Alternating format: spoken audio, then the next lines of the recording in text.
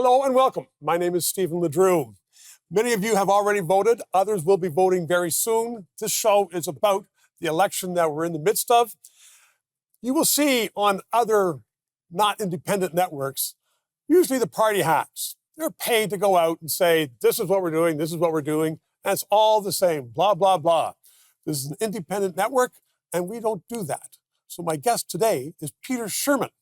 And many of you will know him. Others will know his voice when he speaks up because he's been on radio for years. He's also been a conservative legislator in Ontario and joins me now because he knows what's going on. So if you know what's going on, and welcome to the show, Peter, tell me the consequence of this election, aside from we're going to have a prime minister after the date. Well, before I do that, I'm just going to say thank you for asking me to come and participate today.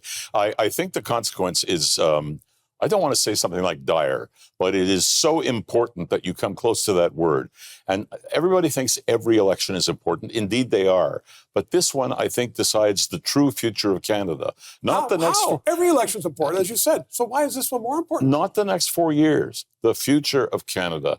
And I think a lot about that. And the reason is I finally got up into the 70s. Doesn't make me old, but it makes me think a lot about the fact that I have much less left than what's gone behind.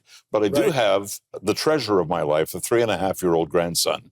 And I think about him. He has as much right to a great life as I've had. And he has as much right to the most of 80 years that I have. And I want it to be good for him. So why would this election be more important to the future of Canada than others? You know, the ones we've had in the last few times are the ones that are coming up. I hear what you're saying, but I want you to say it because I've told by people, they say, you know what? This has huge consequence. Because Why? Canada is going to change radically, whether we want it to or not. It is not going to be the manufacturing hub surrounding Toronto and more abroad in Ontario. It's You not mean going the center of Canada is not going to be Toronto? The center of Canada, it may be Toronto, but it's not going to be doing what it was. I mean, a couple of days ago, we heard talk of Honda wanting to pull its plant in Alliston and move the whole kit and caboodle off to the United States. Yep. I think you're going to hear more of that over time. And that's one aspect of it. So are you talking about then, is this a big election because of Trump or because of something else in Canada that we either have to do or we've been missing? Well, the answer to that question is yes. I think that Trump has made... two choices. Well, that's right. And Trump has given us some ultimata that we are or we're not going to follow. But we have to take what he's saying seriously. Whatever anybody thinks of him, he has power. And outside of Canada, the most power anybody could have over us. Right. If even half of what he threatens tariff-wise comes to pass, and we don't even know that yet, but we're fumbling about trying to make provision for something that we can't quantify, we're going to have to change the way we do business. I happen to have believed for the last couple of years that we should really get into what the people on Bay Street call our rocks and trees economy.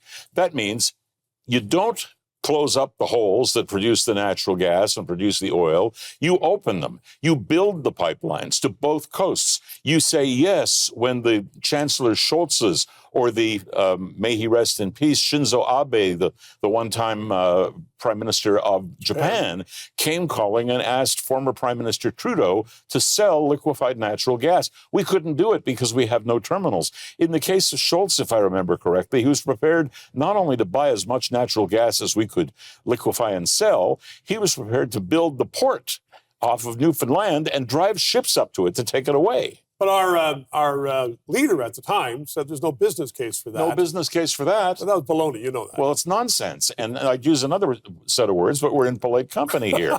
The bottom line is, that's what the world wants. That's what Canada has. The same as carving the top off of the land that contains such riches in minerals as the world has never seen, called the Ring of Fire in Northwest Ontario.